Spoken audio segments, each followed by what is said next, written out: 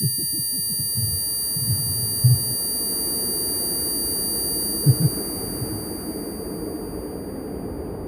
my brother a visit. But now I'd go and see how things were with him. He is no longer the poor, timid clerk he used to be, but a real landowner.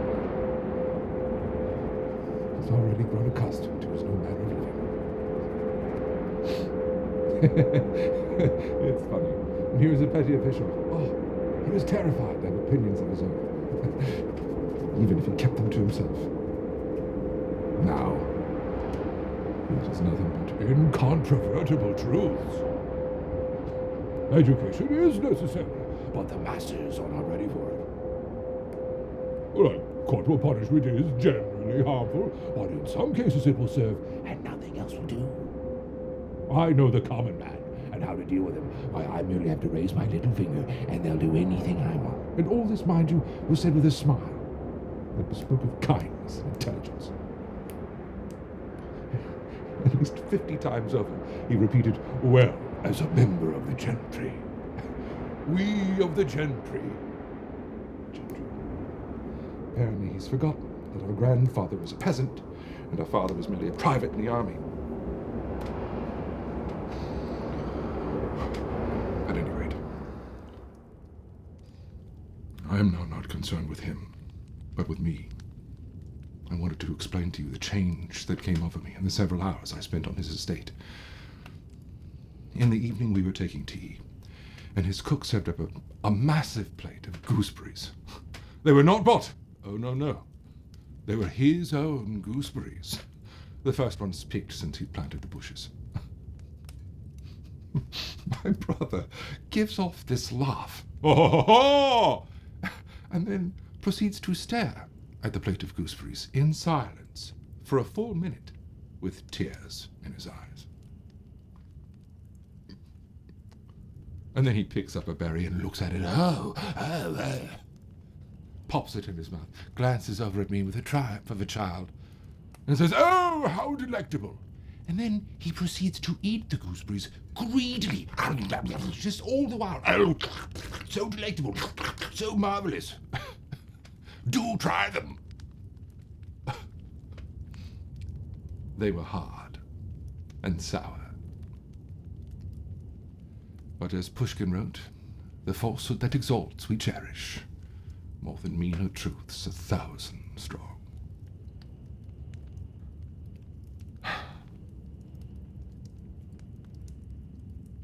I saw a happy man, one whose cherished dream had so obviously come true, one who was content with himself and with his lot. And for some reason, I was assailed by an oppressive feeling, bordering on despair.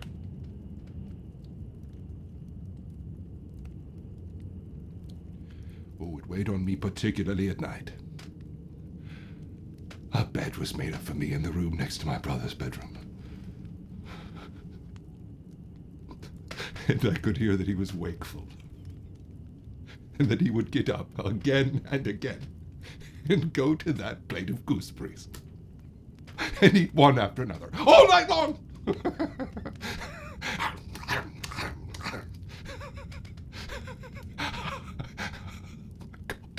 I laid there and I listened to him. And I thought, wow.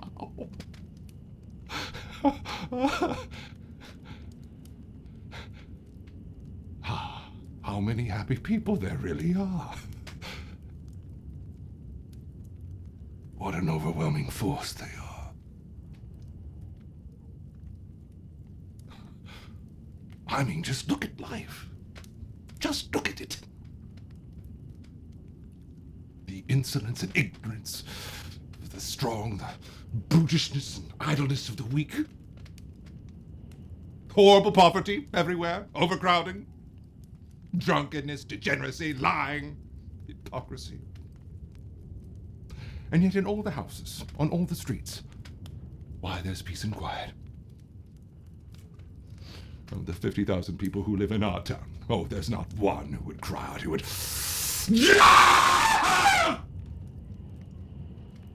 vent aloud his indignation. Because we see the people who go to market by day, who sleep by night, who babble nonsense, marry, grow old, good-naturedly drag their dead to the cemetery, but we do not see or hear those who suffer. And all that's terrible in life goes on somewhere behind the scenes. All is peace and quiet. Except no. Mute statistics protest. Oh, look, so many people this year gone out of their minds.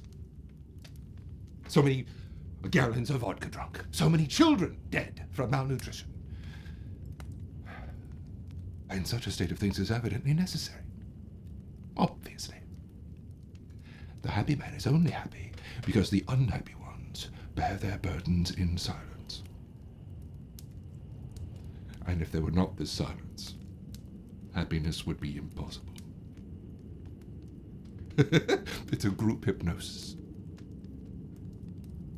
That's why I think behind the door of every contented happy man, there ought to be someone standing with a little hammer and reminding him continually with a knock that there are unhappy people. And that no matter how happy or contented he may be, sooner or later trouble will come to him. And life will show him its claws. Poverty, illness, losses. And then no one will see or hear him. Just as he now neither sees nor hears others.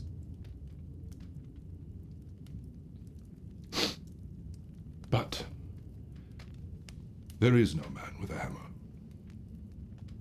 And the happy man is free to live at his ease, only faintly fluttered by daily cares, like an aspen in the wind. And all is well.